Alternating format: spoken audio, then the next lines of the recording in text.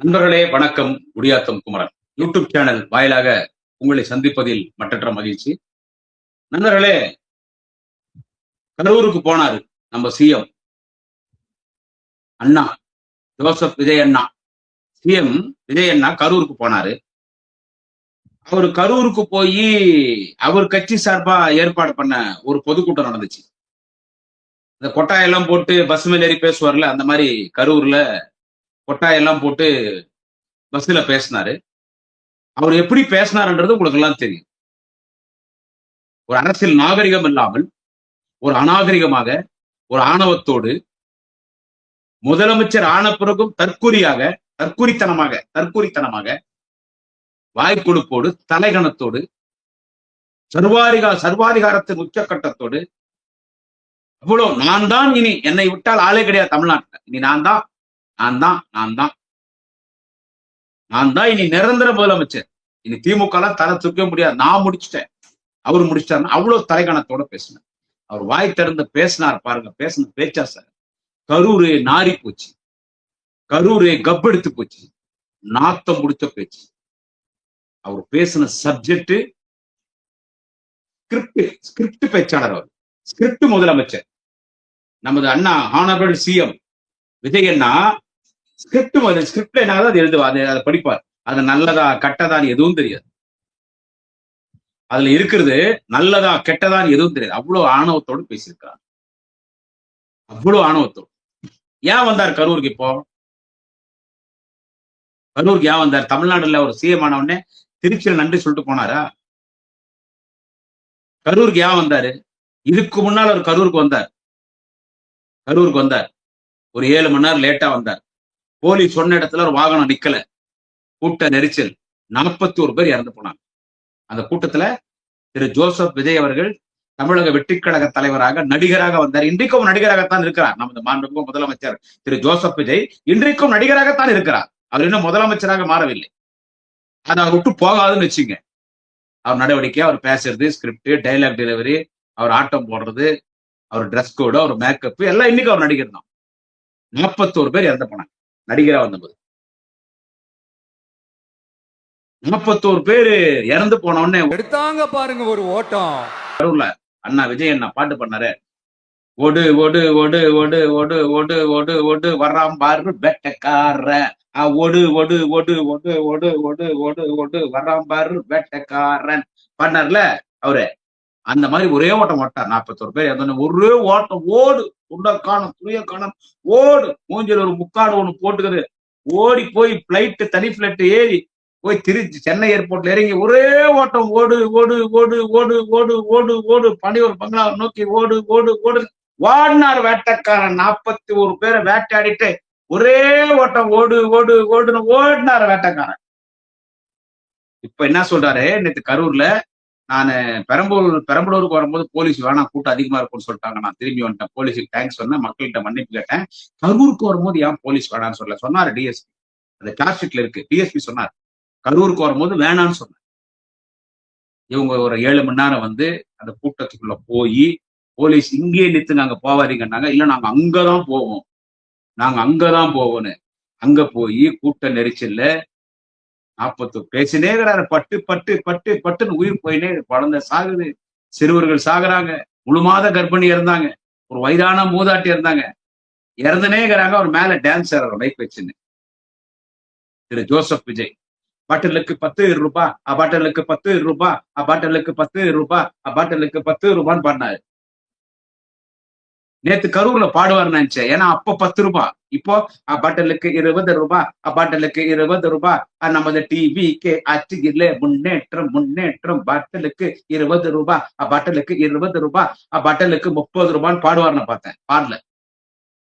41 பேர் இறந்து போனாங்க. அப்ப நாங்க கரூருக்கு போகணும். ஜோசப் விஜய் போகல. திரு ஜோசப் விஜய் இட வீட்டுக்காரெல்லாம் கூப்பிட்டு மகாபலிபுரம் ஈசிஆர் ரோட்ல ஒரு ஸ்டார் ரோட்ல கூப்பிட்டு காலில் எல்லாம் உழுந்து அழுது மன்னிப்பு கேட்டாராம். இப்ப சிஎம் ஆன பிறகு வராரு. ஏன் வரீங்க? இப்போ சாட்சியை உடைக்கிறதுக்கு வரீங்க. அதனாலதான் நீங்க கரூருக்கு போகக்கூடாதுன்னு சொல்றாங்க எல்லா கட்சியும், நாட் ஓன்லி டிஎம்கே, எல்லா கட்சி சாட்சி உடைக்கிறதுக்கு வரீங்க. அந்த 41 குடும்பத்துல சாட்சி சொல்லணும். வந்து சாட்சியை உடைக்கிறதுக்கு நீங்க வரீங்க. முக்கியமான விட்னஸா இருக்கவனுக்கு நீங்க லஞ்சம் கொடுக்குற மாதிரி அரசு வேலை கொடுக்குறீங்க. அதுதான் நீங்க கரூருக்கு வராதீங்க. இங்க வந்துட்டு போலீஸ் தான் கொன்னுடுச்சுன்னு சொல்றாரு. அதான் அவர் பேசின பேச்சு. போலீஸ் கொன்னுடுச்சு. யார் சொல்லி பண்ணீங்கன்னா திமுக சொல்லிதான் நீங்க போலீஸ் கொன்னுடுச்சு இன்டைரக்டா சொல்றாரு. ஆதவர்ஜுனா டைரக்டா சொல்லியாச்சு. மு.க. ஸ்டாலின் தன்னுடைய மகன் உதயநிதி ஸ்டாலினுக்காக போலீஸ் வச்சு 41 பேர் கொண்டாங்க.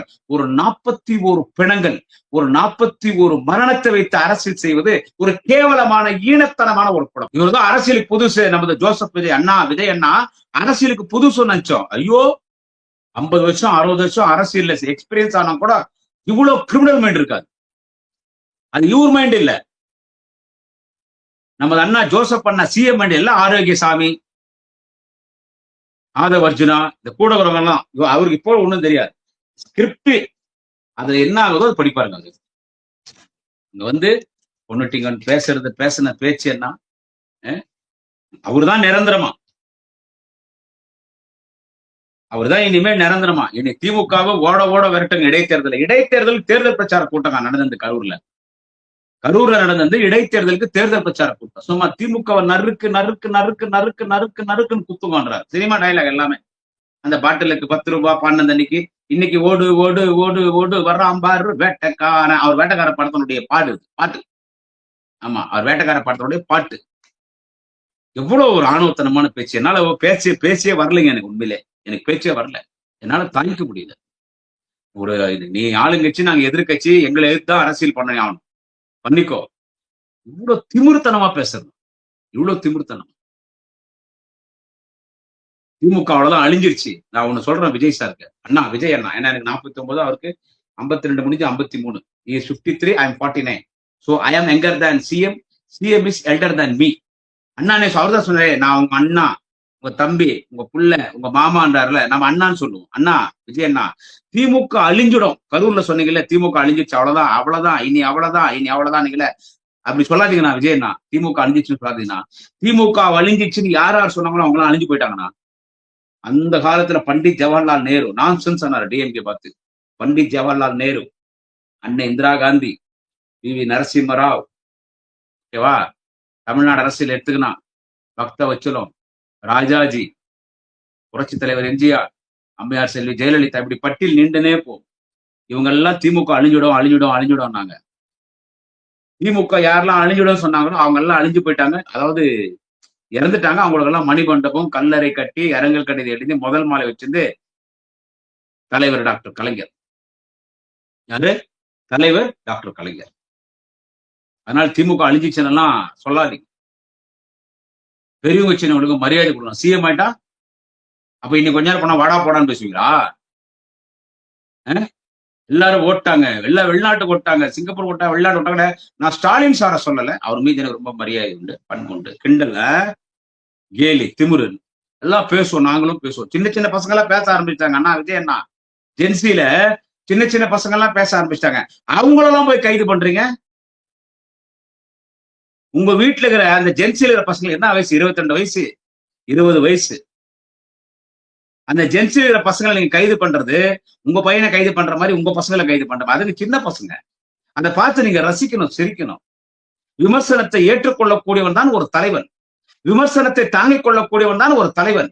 விமர்சனத்தை ரசிக்கக்கூடியவன் தான் ஒரு தலைவன். நீங்க தலைவனா இருந்தா பரவாயில்ல, நீங்க நடிகனா இல்ல இருக்கிறீங்க. நான் ஸ்டாலின் சார சொல்ல. அன்னைக்கு அதே மாதிரி சட்டமன்றத்துல கருணாநிதின்னு சொல்லிட்டு அப்புறமா மன்னிக்கணும், சாரி கலைஞர், நீ கருணாநிதின்னு சொல்லணும் தான் நீ சொன்ன. என்னது? நீ கருணாநிதின்னு சொல்லணும்னு தான் சொன்ன. இங்க எங்க தளபதி ஓடிட்டார்னு நீ சொல்லணும் தான் சொல்ற. யார் லஞ்சம் கேட்டாலும் கொடுக்காதீங்க. கரூர்ல பஸ் மேல் நின்று பேசுறாரு ஜோசப் விஜய், எங்க அண்ணா விஜய். யார் லஞ்சம் கேட்டாலும் கொடுக்காதீங்க. யார் லஞ்சம் கேட்டாலும் கொடுக்காதீங்க. கேட்டா இது எங்க அண்ணா விஜய் ஆட்சி, இது எங்க அண்ணா விஜய் ஆட்சி, இது என் தம்பி விஜய் ஆட்சி, இது என் மகன் விஜய் ஆட்சி, இது எங்க மாமா விஜய் ஆட்சி. யாரு லஞ்சம் கேட்டாலும் கொடுக்காதீங்க. நாங்க ஆட்சிக்கு வந்து 50 நாள் மேல ஆயிடுச்சு. இது வரைக்கும் இங்க யாருமே ஊழல் பண்ணதில்ல. யார் லஞ்சம் கேட்டாலும் கொடுக்காது. லஞ்சம் வாங்கிட்டாங்க, ஊழல் நடந்தது அண்ணா விஜய் அண்ணா. கட்சி போச்சாரர்ல திரு புஷி ஆனந்த், அவர்லாம் வாங்கிட்டாரு. அவர் வாங்கினே இருக்கிறாரு. அவர் தேர்தல் முன்னாலே வாங்கினாரு, நீங்க கட்சி துவக்கின உடனே நகர செயலாளர், ஒன்றிய செயலாளர், பேரூர் செயலாளர், மாவட்ட செயலாளர் கூட புஷி ஆனந்தன் லஞ்சம் வாங்கிதான். உங்க கட்சியிலேயே லஞ்சம், உங்க கட்சியிலேயே ஊழல், உங்க ஆட்சியில லஞ்சம் ஊழல் இருக்காதா? அண்ணா விஜய் அண்ணா வக்கீல் போட்டீங்கல்ல, டிஸ்ட்ரிக்ட் கோர்ட்டு, லோக்கல் கோர்ட்டுகள், அரசாங்க வக்கீல் போட்டீங்கல்ல, 5 லட்சம், 10 லட்சம், 5 லட்சம், 20 லட்சம், 30 லட்சம் வாங்கிதான் மாண்புமிகு நீர்வளத்துறை அமைச்சர் புஷி ஆனந்தன் அந்த போஸ்டிங்கே போட்டார். அப்ப சொன்னாங்க வக்கீல் விஜய் அண்ணா, நீங்க சொன்னீங்கல்ல, எங்க அண்ணன் விஜய், எங்க தம்பி விஜய், எங்க புள்ள விஜய், எங்க மாமா விஜய் இருக்கிறாங்க, லஞ்சம் கொடுக்காதீங்கன்னு இவர் வாங்கினார். அப்ப சொன்னாங்க வக்கீல் எல்லாம், எங்க அண்ணன் தானே விஜய், எங்க தம்பி தானே விஜய், எங்க மகன் தானே விஜய், எங்க மாமா தானே விஜய், நாங்க ஏன் லஞ்சம் கொடுக்கணும், எங்களுக்கு சும்மா போடுங்க. எங்க அண்ணா விஜய் ஆட்சி புஷி ஆனந்தன் சொன்னாரு, உங்க அண்ணன் விஜய், உங்க மாமா விஜய், உங்க தம்பி விஜய், உங்க மகன் விஜய் தான் பணம் கேட்டார், கொடுத்தாதான் உனக்கு ஆர்டர் வரும்னு உங்க பேரை சொல்லி பணத்தை வாங்கி ஊழல் பண்ணி லஞ்சம் வாங்கிதான் உங்க ஆட்சியில் 180 கோடி மட்டும் ஊழல் லஞ்சம் அரசாங்க வக்கீல் போட்டதுல. இதுக்கு பேர் நான் லஞ்சம்னு சொல்லாம வேற என்ன சொல்லுவாங்க?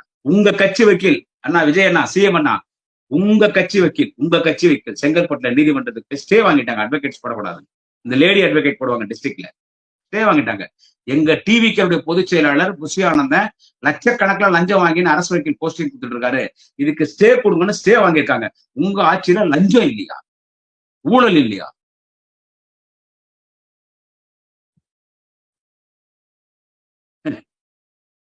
ரீல், அதாவது என்னன்னு கேட்டா என்ன சொல்றாரு, ரீல் ரீலா விடுறாங்க, நம்ம ரீல் விடுறோமா?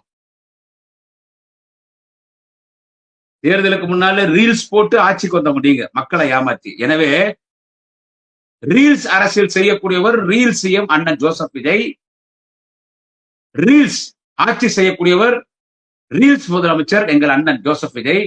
ஆனா எங்க தலைவர் முத்துவேல் கருணாநிதி ஸ்டாலின், எங்கள் தலைவர் அண்ணன் தளபதி அவர்கள் நடத்திய ஆட்சி ரீல்ஸ் ஆட்சியில ரியலான ஆட்சி மக்களுக்காக நடத்தினார் எங்க தலைவர் தளபதி ஸ்டாலின் அவர்கள். இன்றைக்கும் எங்கள் தலைவர் தளபதி ஸ்டாலின் நடத்துற அரசியல் ரீல்ஸ் அரசியல் ரியலா தில்லா நடத்துறாரு எங்க அண்ணன் தளபதி முத்துவேல் கருணாநிதி ஸ்டாலின். யாருங்க ரீல்ஸ் ஆட்சி நடத்துறாங்க சொல்லுங்க? யார் நடத்துறாங்க? சட்டமன்றத்துல நான் வாய் திறந்தா ஓடிடுறாங்க. நான் தான் சொல்றேன், நீ வாய் திறந்தாலே கப்பு நாத்தோன்னு பேசுற பேச்சு சொல்றேன், பேசுற பேச்சு. பார்ட்டி ஃபண்ட் நான் பார்ட்டி ஃபண்ட் எல்லாம் கஜானா சேர்த்துறேன்னா அப்ப நீ பார்ட்டி ஃபண்ட் வாங்குற இல்ல, வாங்க அதே எனக்கு பார்ட்டி ஃபண்டே வேணான்னு சொல்லு, பார்ட்டி ஃபண்ட் வாங்கி கஜானா சேர்த்துறேன்னு சொல்லிட்டு. இதுல விஜய் சொன்ன ஒரு வார்த்தை என்னன்னு கேட்டா, நான் இங்க நமது நீதிபதிகளுக்கு, நான் நீதிபதினா அவங்க எல்லாம் கடவுளுக்கு சமம், எல்லா நீதிபதி சொல்றேன், லோக்கல் கோர்ட்ல இருந்து ஹை கோர்ட்ல இருந்து சுப்ரீம் கோர்ட் வரைக்கும் நீதிபதி சொன்னாங்க, அவர் ஒரு முதலமைச்சர், அவர் உரிமையில பேசாதீங்க, அவரை மரியாதையா பேசுங்க, ஆபாச வார்த்தையில திட்டக்கூடாது, மரியாதையா பேசுங்க. சரி, நாங்க முதலமைச்சருக்கு மரியாதை தரோம், நீதிமன்றங்கள் ஆலயம், நீதிபதிகள் கடவுள், court is equal to temple, judges are equal to god. Yes, அதை நாங்க ஏத்துக்கிறோம். நான் நீதிபதி அவர்களிடம் நான் பேசுவதை கண்டிப்பா எதனா ஒரு நீதிபதியா பார்ப்பாரு. அவங்கள்ட்ட ஒரு சந்தேகத்தை கேட்கறேன், கேள்வி கேட்கறவங்க நான் பெரிய ஆள் கிடையாது. நீதிபதி கிட்ட என்னுடைய குடியாத்த குமரன் டாக்ஸ் யூடியூப் சேனல், என்னோட அபிஷியல் சேனல்ல கேட்கறேன். அதாவது அவர் சிஎம் அப்ப யார் என்ன வேணாலும் பேசலாமா சார்? ஐயா நீதிபதி ஐயா, சிஎம் ஜோசப் விஜய் யாரை என்ன வேணாலும் பேசலாமா? தீய சக்தி எல்லாம், குடும்பம் கொள்ளையடிதெல்லாம், திருட்டு பசங்கள்லாம் ஒரு மிகப்பெரிய இயக்கம், திராவிட முன்னேற்ற கழகம் ஒரு மிகப்பெரிய இயக்கம், ஒடுக்கப்பட்ட மக்களுக்காக போராடி பல நன்மைகளை செய்த இயக்கம், அறிஞர் அண்ணா அவர்களால் துவங்கப்பட்ட இயக்கம், தலைவர் கலைஞரால் பாதுகாக்கப்பட்ட இயக்கம், இன்னைக்கு வாழும் அண்ணாவாக, வாழும் கலைஞராக, வாழும் பெரியாராக இருக்கிற தலைவர் தளபதி ஸ்டாலின் தலைவராக இருக்கிற திராவிட முன்னேற்ற கழகத்தை பார்த்து திருட்டு திமுகன்னு பேசுறாங்க. ஐயா நீதிபதி அவர்களே, திருட்டு திமுகன்னு ஒரு நடிகர், அவர் இன்னைக்கும் நடிகராக இருக்கிறார், மாண்புமிகு முதல்வர் திரு ஜோசப் விஜய் திருட்டு திமுகன்னு அவர் பேசினார். இப்ப நாங்க என்ன பதில் கொடுக்குறது? ஏன்னா for every action there is an equal and opposite reaction. இப்ப நாங்க என்ன அவருக்கு பதில் கொடுக்குறோம்? அவர் திருட்டு திமுகன்னு சொல்லுவாரு, இன்னும் வேற என்ன வேணாலும் சொல்லுவார். நீங்க கேட்டு சும்மா இருங்கன்னு யாருன்னா சொல்லுவாங்களா? யாரும் சொல்ல மாட்டாங்க, நீதிபதியே சொல்ல மாட்டாங்க. எங்களை பார்த்து திருட்டு திமுகன்னு சொல்றீங்களே முதலமைச்சர், மாண்புமிகு முதலமைச்சர் விஜய் அண்ணா, ஜோசப் விஜய் அண்ணா, திமுகவை பார்த்து திருட்டு திமுகன்றீங்களே, உங்களை நாங்க என்ன சொல்றது? ஆடு திருடனுக்கு ஆடு திருடனுக்கு அரசபா ஆட்டு திருடன் வாணியம்பாடியில ஆடு திருடிட்டான். ஒரு ஆடு திருடன். அவனுக்கு அரசு வக்கீல் பதவி கொடுத்திருக்கீங்களே, ஒரு ஆடு திருடன். அது என்ன டிஸ்ட்ரிக்ட் பிபி, மாவட்ட அரசு வழக்கறிஞர், பெரிய பொறுப்பு. ஆடு திருடனவனுக்கு மாவட்ட அரசு வழக்கறிஞர் பதவி கொடுத்திருக்கிற டிவிகே கட்சியை ஏன் திருட்டு டிவிகேன்னு சொல்லக்கூடாது? ஏன்னா ஆடு திருடனுக்கு பதவி கொடுத்துருக்க அரசு பதவி. அப்ப சொல்லலாம் இல்ல திருட்டு டிவிகே சொல்லாமா வேணாமா? திருட்டு லாட்டரி சீட்டு வித்து திருட்டுத்தனமா சந்தையில மக்கள்கிட்ட பணம் கேட்டு மிரட்டுறானே அந்த ஸ்ரீவைகுண்ட எம்எல்ஏ சரவண, திருட்டு லாட்டரி சீட்டு விக்கிறவன எம்எல்ஏ ஆக்கி இருக்கிற டிவிகே கட்சியை ஏன்னா திருட்டு டிவிகேன்னு சொல்லக்கூடாது? திருட்டுத்தனமா தடை செய்யப்பட்ட குட்கா போதைப் பொருட்களை திருட்டுத்தனமா வியாபாரம் பண்றவன உங்க கட்சியில சேர்த்திருக்கீங்களா டிவிக்கேல, ஏன்னா திருட்டு டிவிக்கேன்னு சொல்லக்கூடாது? திருட்டுத்தனமா உங்க படத்துக்கு பிளாக் டிக்கெட் வித்தவன எம்எல்ஏ ஆக்கிருக்குதே டிவிகே கட்சி, ஏன்னா சொல்லக்கூடாது டிவிகே ஒரு திருட்டு கட்சின்னு? திருட்டுத்தனமா கள்ள மார்க்கெட் லாட்டரி சீட்டை வியாபாரம் பண்றானே அவனுக்கு பெரிய பொறுப்பு கொடுத்து வச்சிருக்கீங்களே, ஏன்னா விஜய் அண்ணா மாண்புமிகு முதலமைச்சர் விஜய் அண்ணா ஏன்னா டிவிகே கட்சியை திருட்டு டிவிகேன்னு சொல்லக்கூடாது?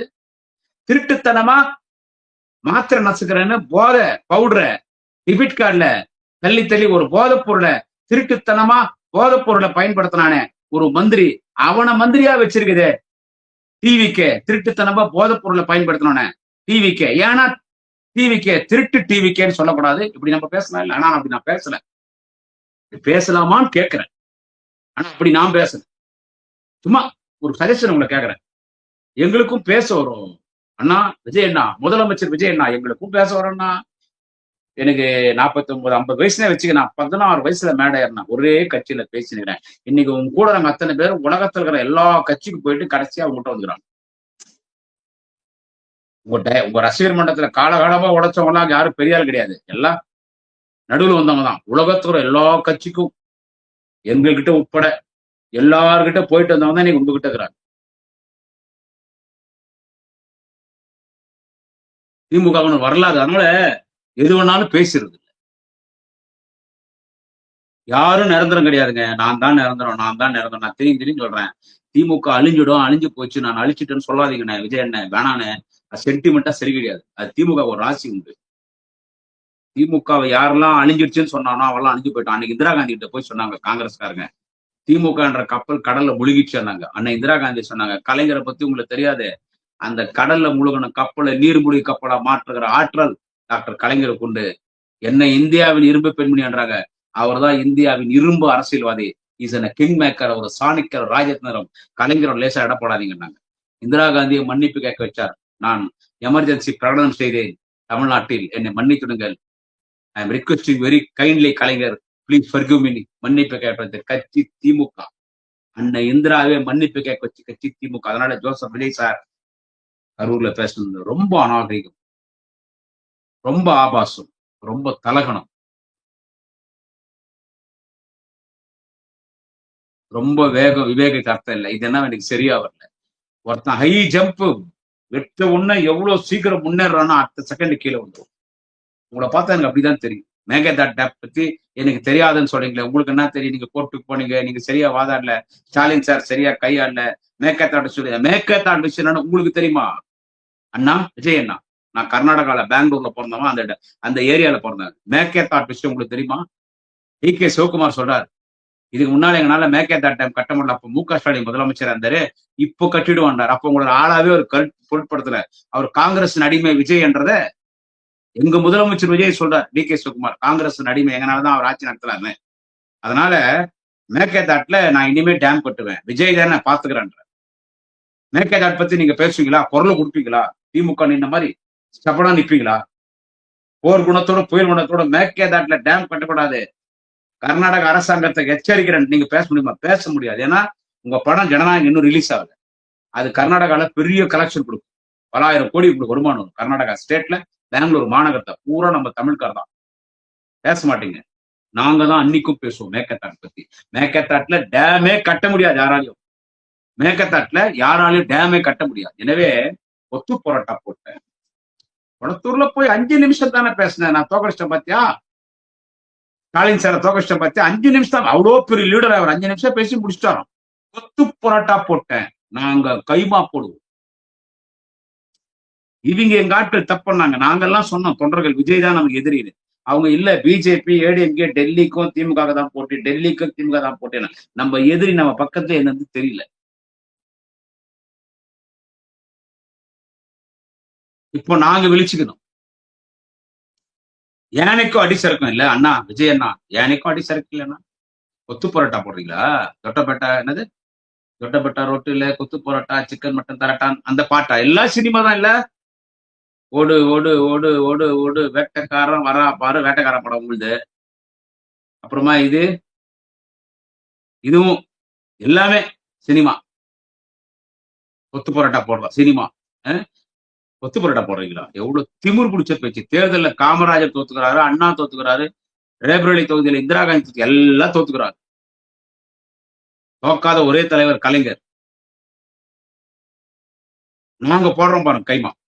கொத்து பரோட்டாது கொஞ்சம் இவ்வளவு பெரிய பீஸ் கைமா பொடி பொடி பொடியா இருக்கும், துண்டு துண்டா இருக்கும். கைமாக்கே கைமா போடுறோம் பாரு. எங்களுக்கும் தெரியும் கைமா.